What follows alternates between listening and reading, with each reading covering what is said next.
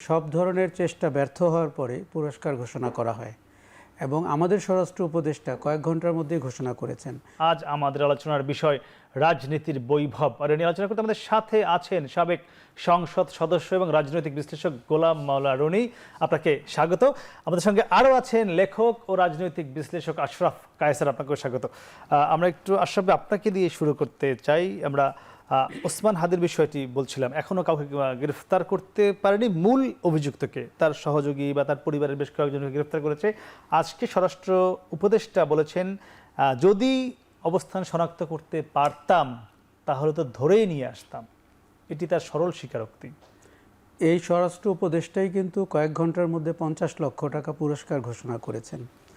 আপনি জানেন, পৃথিবীতে সব ধরনের চেষ্টা ব্যর্থ হওয়ার পরে পুরস্কার ঘোষণা করা হয় এবং আমাদের স্বরাষ্ট্র উপদেষ্টা কয়েক ঘন্টার মধ্যে ঘোষণা করেছেন। শুরু থেকেই হাদির হত্যা চেষ্টা এবং পরবর্তীতে যে অভিযুক্ত ব্যক্তিবর্গ, তাদের নিয়ে যা ঘটলো গত 10 দিন কিংবা 15 দিন, আমাদের কাছে অত্যন্ত কাঁচা মনে হয়েছে। মনে হয়েছে যে রাষ্ট্রের চরম ব্যর্থতা, সরকারের ব্যর্থতা। আপনি প্রচুর কথা হচ্ছে, এমনকি বিজিবি পর্যন্ত প্রেস কনফারেন্স করেছে বর্ডার দিয়ে লোক পার হয়েছে কিনা। বাংলাদেশ ভারত সীমান্ত দিয়ে কি ঘটে এটা বিজেপি আমাদের চেয়ে অনেক ভালো জানে।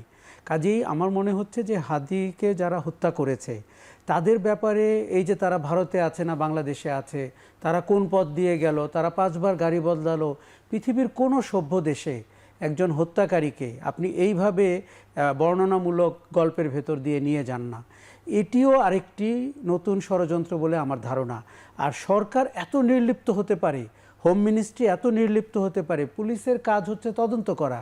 দেখুন, পুলিশ চাইলে কি না করতে পারে এটি আমরা জানি। তার মানে এই হত্যাকাণ্ডের সাথে সরকারের যতটুকু সিরিয়াস হওয়া দরকার ছিল, তার অর্গানগুলো যেভাবে কাজ করা দরকার ছিল, আমরা কাজ করতে দেখি নাই।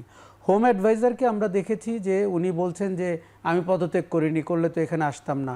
এত হালকা চালে কথা বলার মতো বাংলাদেশের অবস্থা না।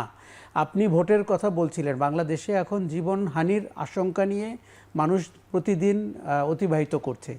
আপনি সম্প্রতি যে ঘটনাগুলো ঘটেছে, বিশেষ করে হাদি মারা যাওয়ার পরে বাংলাদেশ রাষ্ট্রে যেই দুর্ঘটনাগুলো ঘটেছে, সন্ত্রাসী কর্মকাণ্ড ঘটেছে, আমরা সরকারের অস্তিত্ব নিয়ে প্রশ্ন করতে বাধ্য হচ্ছি, সরকারের নৈতিক অবস্থান নিয়ে প্রশ্ন করতে বাধ্য হচ্ছি।